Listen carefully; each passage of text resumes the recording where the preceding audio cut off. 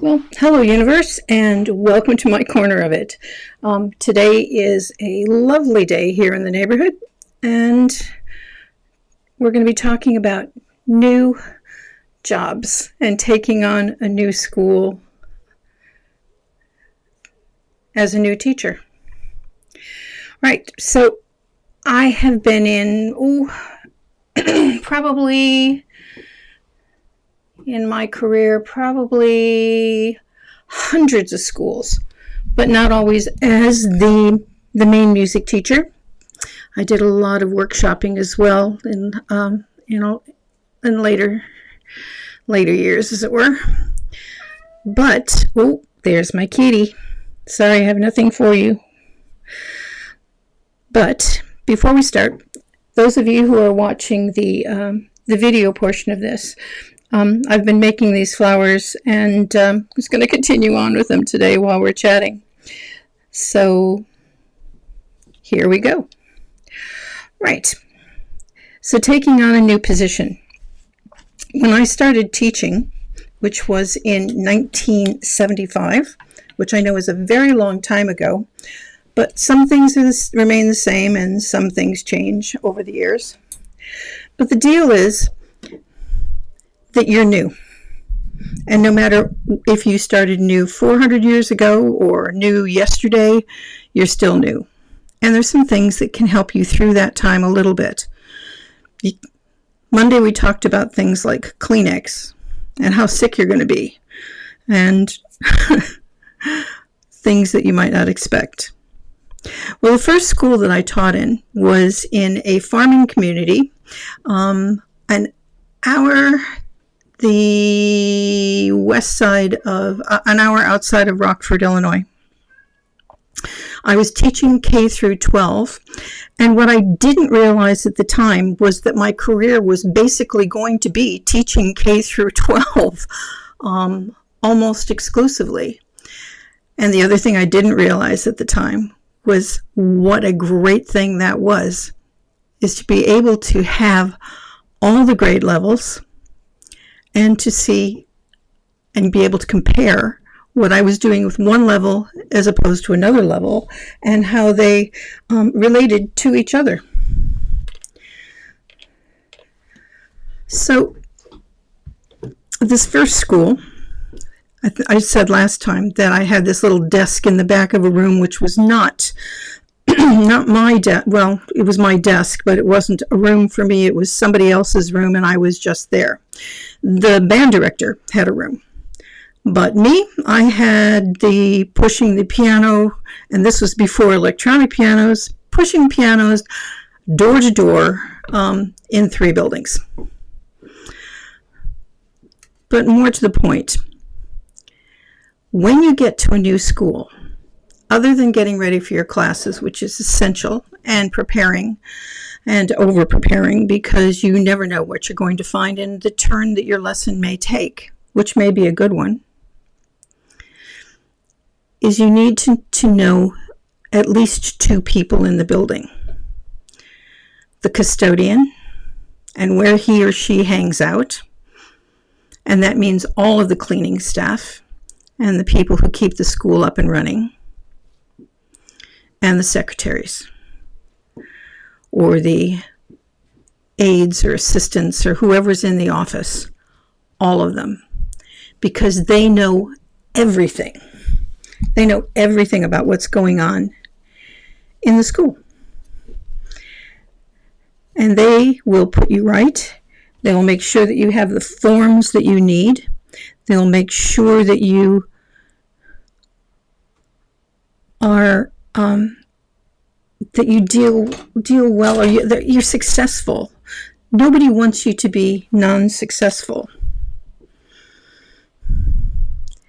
Secondly, it's your colleagues, other people in your department, what we call here peripatetics, which is such a weird word.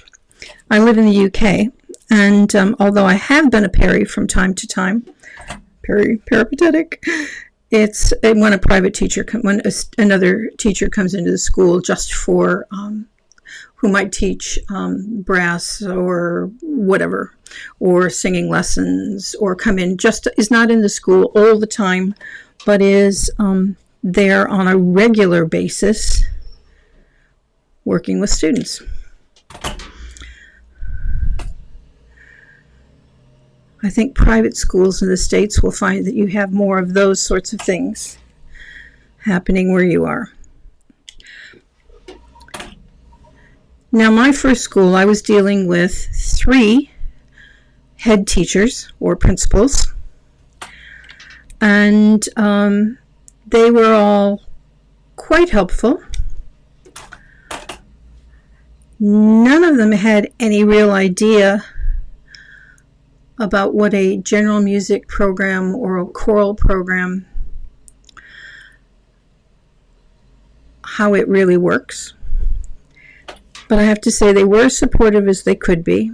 And you may find, in fact, you're probably going to find, is that your head or your principal may have no real experience, and although they may give lip service to the fact that they appreciate and value your work, you will sometimes find out that they don't.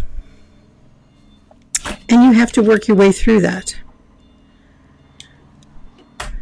because you still want your program to be successful. You want your program to grow. A quick aside is I used to do a festival, and did it for almost 20 years. I've only just recently given it up, which was, excuse me, really haven't done anything with my voice this morning. It's all right. Doesn't matter.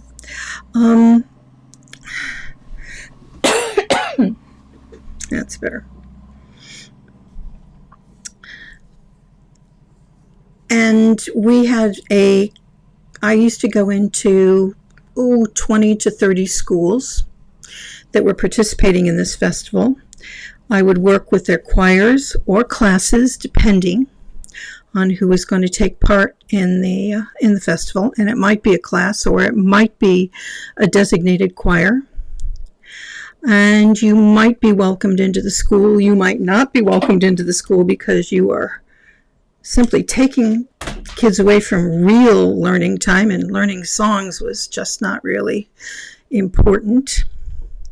And then in other places it was very important. But you have to be prepared to be not valued for what you do, and to do it anyway, and to do it with some integrity. So I've been doing these festivals for a long time, and we usually had up to about 1,000 kids over a couple of evenings. We used to do it all with 1,000 kids on one evening. That was crazy. In a local sports hall, which had no air, no light, no acoustic, and a couple of times had no risers. So it was almost impossible for singers to see you, or to see me. That was interesting.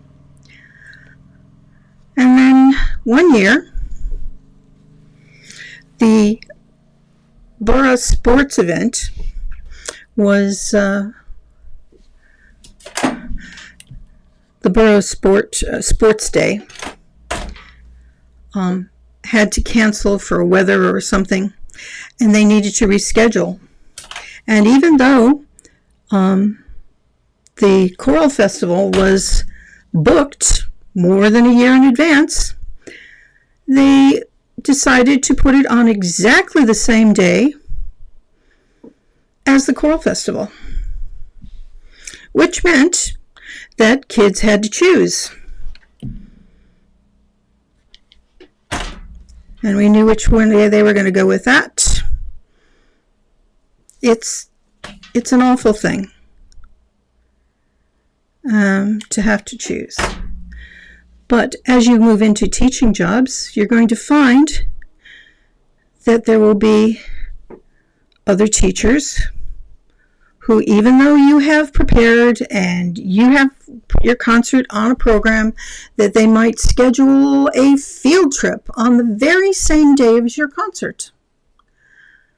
And when you suggest to them that they change that, even though you have been booked for a very long time, they will still take those kids out because you are not valued. And you just have to kind of get on with things and keep going. There are places where I have taught where the instrumental department have been generous, welcoming, helpful, and places where they've been demeaning, nasty, and downright not just unhelpful, but reminding you that because you don't use an instrument, even if you do, that you're not a real musician, and what they do is so much more important than anything you could possibly do. You'll have parents who tell you, oh, we didn't know anything about the concert, even though notes have been sent home. You may have gotten confirmation letters from parents saying, yes, your child will be there.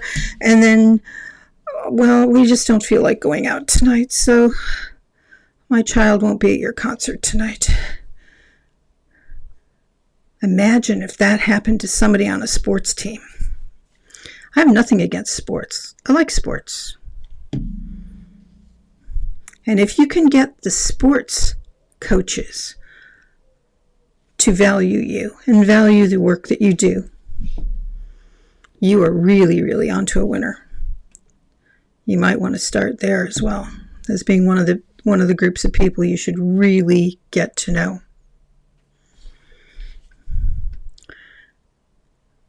Stay in touch with the school calendar. Go in and look at the school calendar at least weekly. See if anything new has been added to the calendar. Field trips. People who are coming in to do special talks to the school. Visitors. So that you know you are forearmed as to when things are going to happen. Because the closer you get to concerts and you think that you have everything prepared and everything's going good, there's going to be something that happens that makes those last 2 or 3 rehearsals, something could happen that will make them less useful and put you into a frame of mind which is less than calm, shall we say.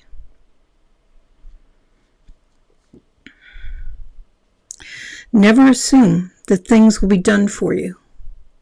Never assume because you've booked the hall, or you've booked the sound, or you've booked the lighting, or you've talked to all of these people about it, and no matter how generous they've been, or part of their job, or how much they've said, double check, triple check, the things that have been, that you need to have done, have been done. I would go back and talk to them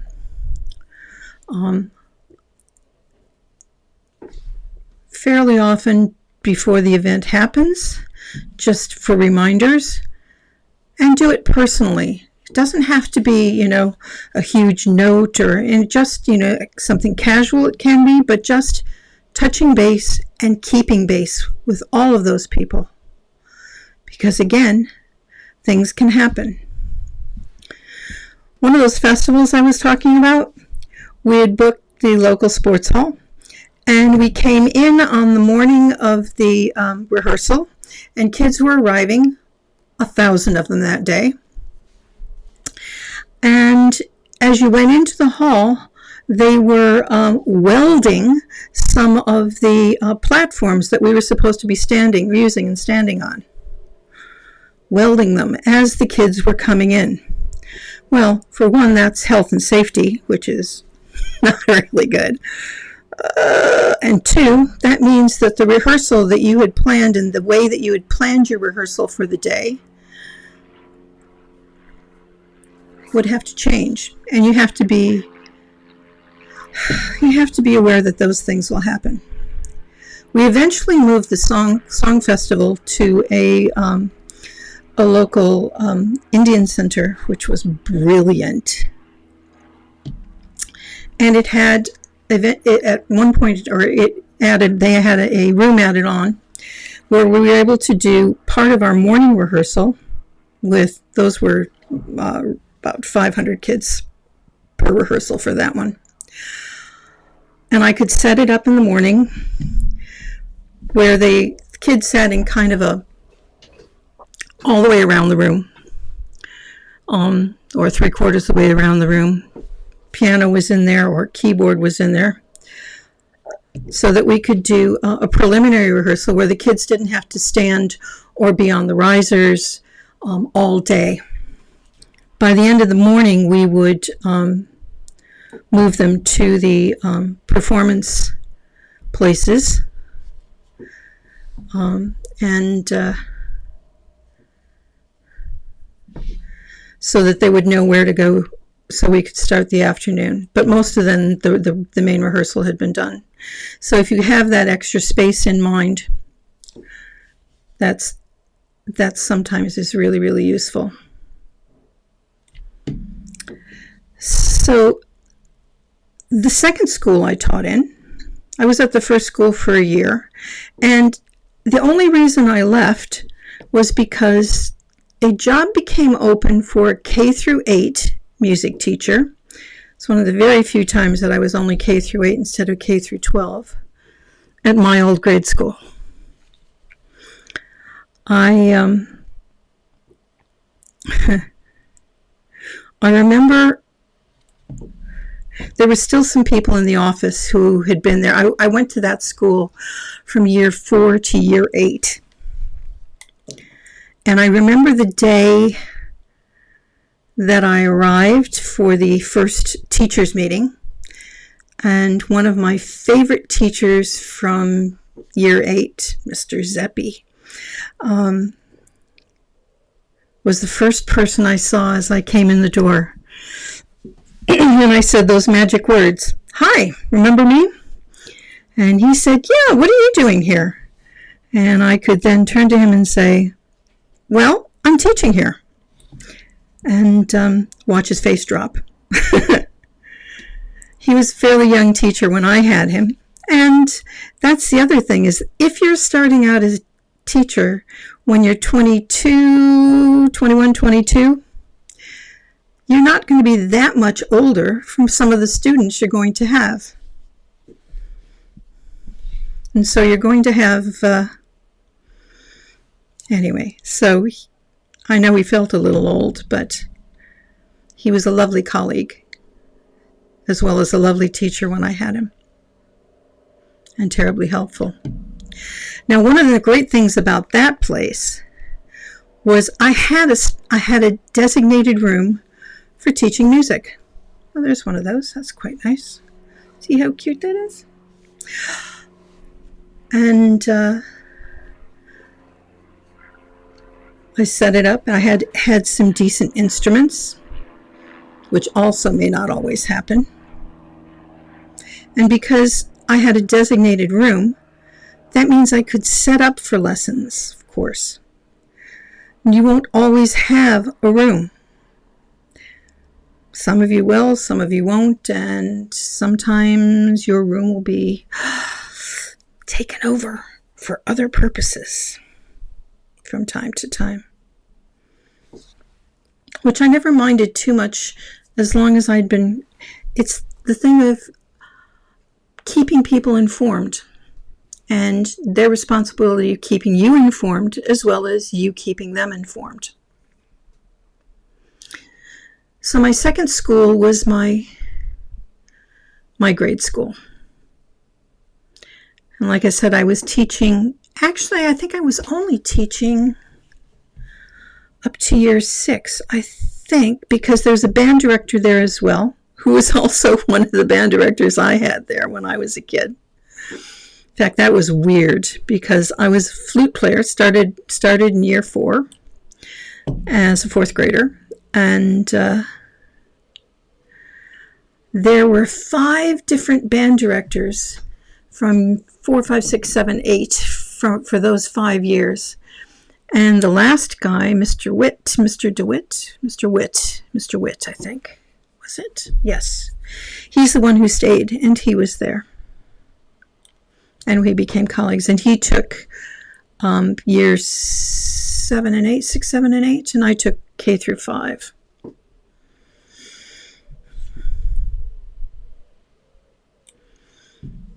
And that had some really nice teaching moments for me. Because, again, I had a space. I could set it up. I could lesson plan properly and carry things out the way I really wanted them to be. Even though at the time, I had an idea of what I wanted to do as for a curriculum. There were no guidelines within the school that had been written out in terms of what should be covered for each grade level. And I do remember at university at that time is that my music education teacher, it was always felt like a bit like Chinese menu planning when we were in her class. Well, you can do this, you can do this, or you could do this. There was never anything to really hold on to and to make as a plan. Things, of course, are different now, and I think that's all to the good. And you have choices as to how you want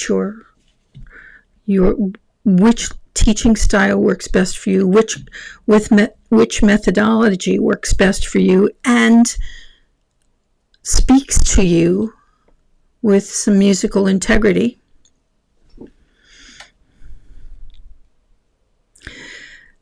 So I had to make up my own.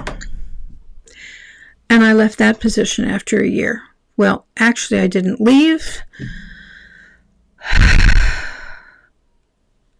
Reality, 575, I suppose. There was a referendum, a tax referendum in the borough or in the city, and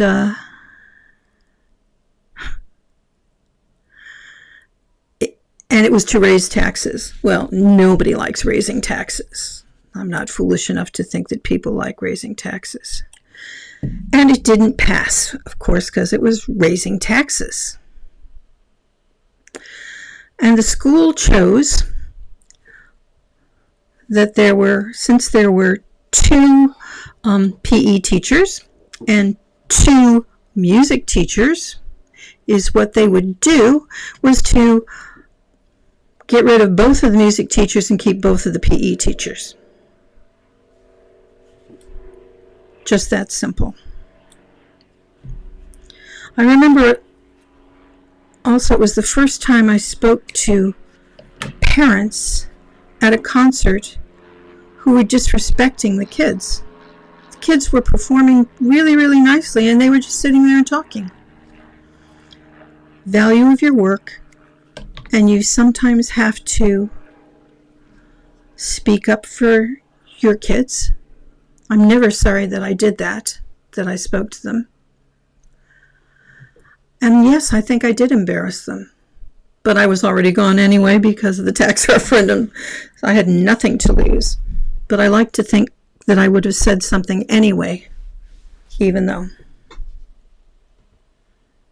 Because it was the right thing to do. So I left that position.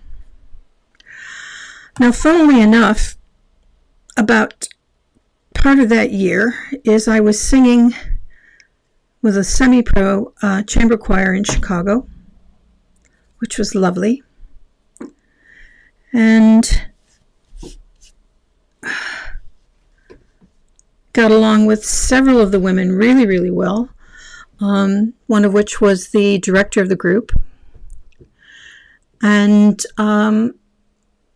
3 of us decided to move in together. And although this is a really long story, which is for another time, Suffice it to say that we lived in the basement flat of a church rectory. We had 3 floors of Episcopal priests above us. So I was already living in Chicago and then traveling out to where my school was, which wasn't too far away, but it was a little ways. It was a great place to live. I loved Chicago. It's a great city. Oh, well, that's messy, isn't it, Joe? Right, let's just move that a bit. See if I can fix my fingers here. Something about hot glue in my fingers and little spiderweb things. So when I lost the job, I spent that summer looking for a position, and I didn't find one. Not until about the end of the summer. And there was a new school. Actually, I went to a couple of interviews. One of the interviews, I knew I wasn't going to get that job because they were hiring for a new school, and they wanted me to justify teaching music and what was the purpose of it. And I told them all the things that music helps to do educationally and developmentally and all of it. But you could see they weren't having any of it because they'd already made up their minds that basically music was a frill. So I didn't get that job. And that was okay, because I would never have been happy there. But at the end of the summer, I got a job teaching 2.5 days a week at a primary school, not too far away. And I was actually thrilled because I was studying voice at Roosevelt with Eileen Deneen, who was just miraculous voice teacher. I was lucky to have good voice teachers all the way through. But it also meant that I could study as well as teach. So, perfect. So I went in for that first day for the first teachers meeting at that school, and I get met at the door by the man who hired me, who said, thinking back on it now, I don't even know if he lied. Anyway, he said, I had a call this morning from my superintendent, and they tell me that I am overstaffed by a half a position. Guess which position that was? That would have been me. So, for a year, well, till the spring, I didn't have a teaching position. It was the first time I didn't have, that I wasn't in school from September until like January, February. I mean, like on real days of the week. And that will happen. There are things that happen, even if you have a contract. There are things that will happen that will, anyway. And then became the next part of my career, which I had no idea at the time how essential it would be, or how much part of my career is. A job came up near my university, again in a farming community, not the same one as the first one I taught at, but to take over the high school choir and all of the bands for sort of February to the end of the year, as the current music teacher was out ill. He'd had heart bypass surgery and was being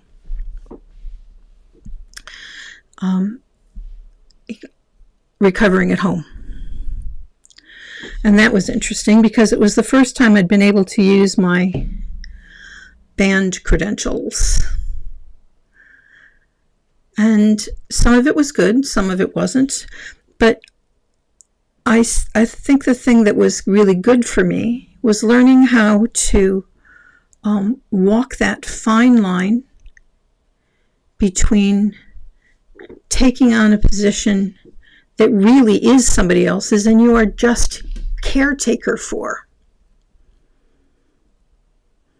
And some of the kids really liked me, and some of the kids didn't like me because I was a woman, for one.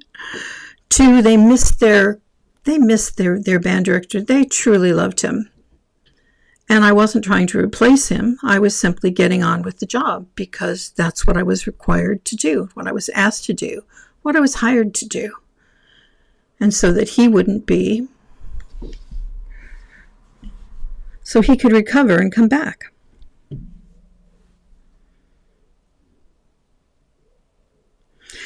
And the following year he did, which was great. So he was back in September.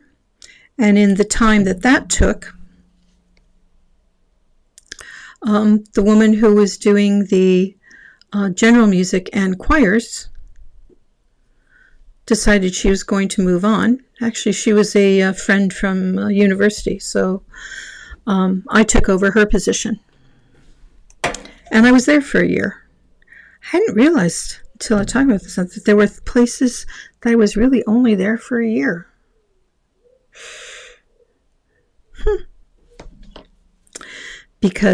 And I left that position not because I hated it or it was a bad position, but an opportunity came to teach overseas. And I went through an agency, and I was one of the final 3 candidates for 2 jobs, one in the UK and the other one in Hawaii. And I would have been perfectly happy with either of them.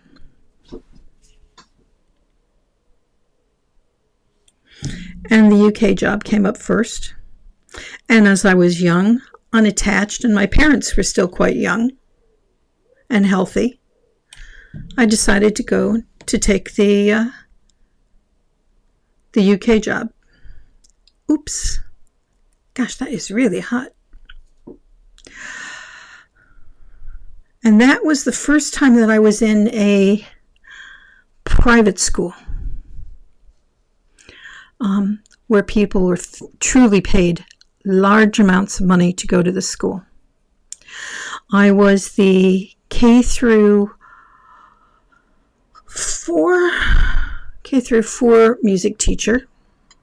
There was a middle school, high school music teacher, and there was somebody teaching instrumental and band at the time as well. It was not a huge international school, but one of its perks was it was a mansion that had been converted and added on to become a school. It's still going today.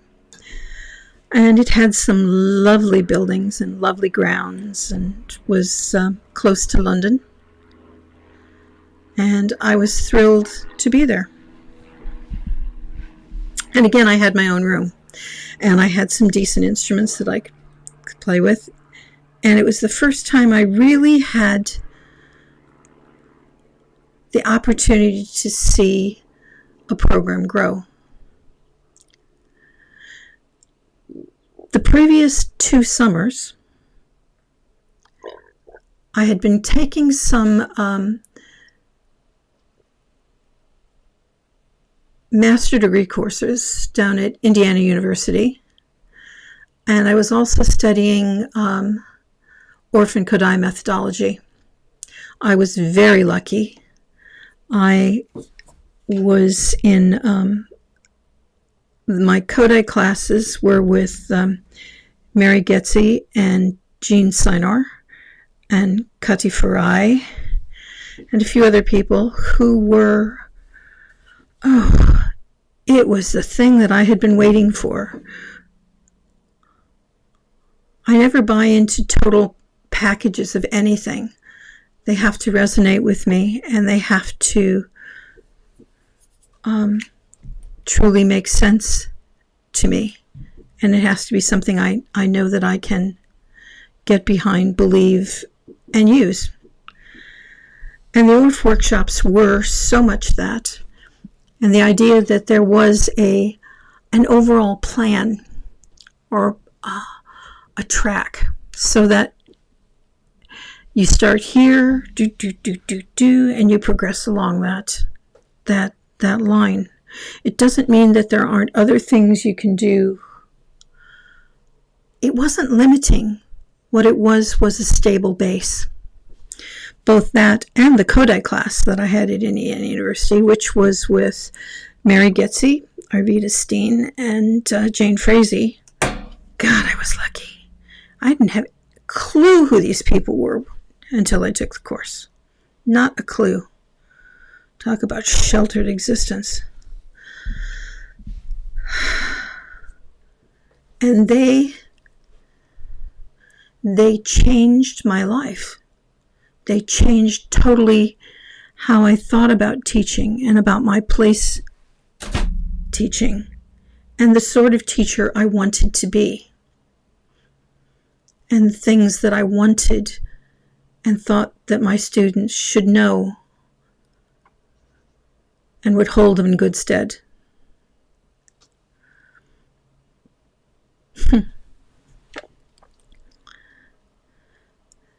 So I found myself, after 2 summers of doing the orthodox classes at Indiana University, going to London, teaching at an international school, and first year teaching K through 4, but after that teaching pretty much, K through 8, although I did work with the high school quite a lot, especially the high school drama courses. We ended up doing, the wonderful thing about having schools that are K through 12, if you can get it to work, is we used to do a Christmas program for K through 4. And instead of it being, so year 3 does their 2 songs and a dance, and year 4 does their 2 songs and a dance, and blah, blah, blah, and it's all Christmas music, is a colleague of mine, and I would write a Christmas play or base it on a book, or one year we did something called The Apple Strikes Back, which was about Star Wars and Darth Reindeer turning Santa into a floppy disk. This is how old I am. Into a floppy disk, and then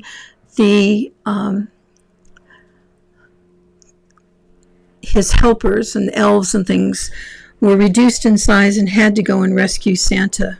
So each one of the grades was a different area in the floppy disk or in the computer, and the evil enemy was Darth Reindeer. And yes, we had a Darth Vader cap with reindeer antlers and a red nose.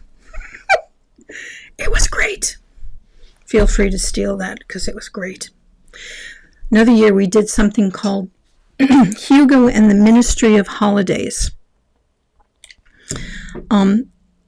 It's basically the story of this little mouse who, Hugo, I think it was a mouse. Anyway, Hugo gets the wrong gift for Christmas, and he takes it back to the North Pole to let Santa know that it's the wrong gift. And but what he finds when he gets there is that all the holidays are there. And that was really cool.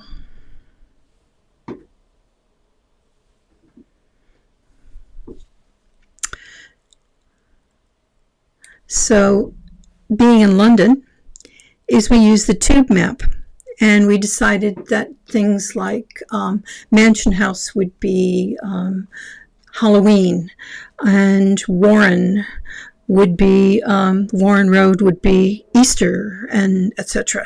It was good fun. I really do digress, don't I? Well, it is musing, isn't it? Not amusing, but musing, me musing about various things.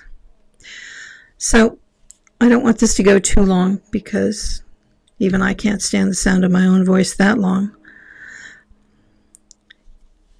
Each job you get, each place that you go, will have things to offer and challenges you're going to have to meet.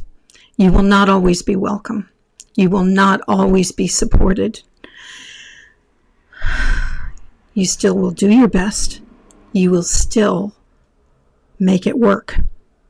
And if it doesn't work, do not be stupid and stay someplace. Find another job. Move on.